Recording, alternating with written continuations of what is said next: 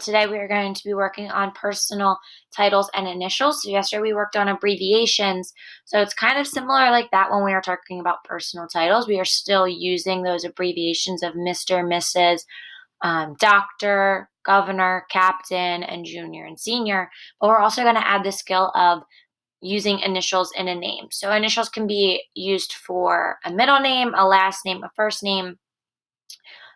Some people use their first initial and their middle initial to be that's how they are addressed. So we have in our other class we have SJ. Those are his two initials.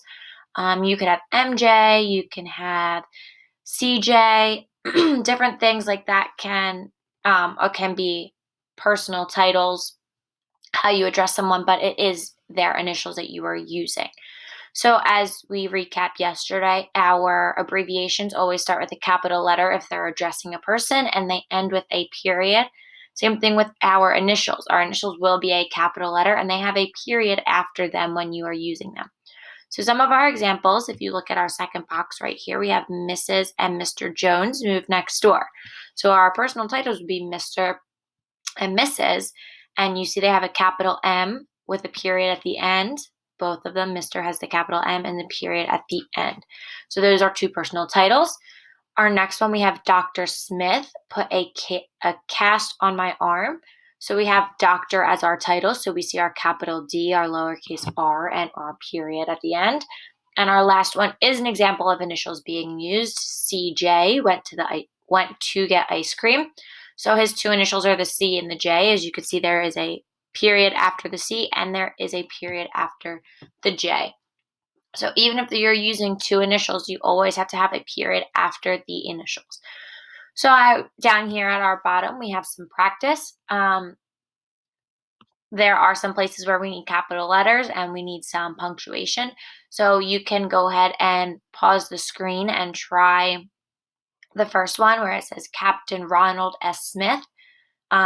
You can either write it down, you can point to what needs to be changed into a capital, and then I'm going to remove this box right here and I'm going to show you. So when you're ready for the answer, you can hit play again. So our first one. So captain, we need our capital C at the beginning of captain, and we need our period at the end of our personal title.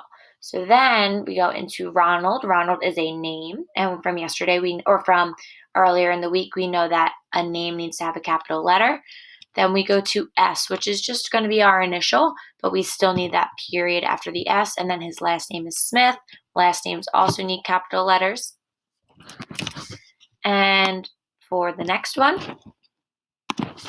we have Mrs. Ray's. So we know Mrs. always needs to start with a capital M, ends with our period, and our last name needs to have a capital letter.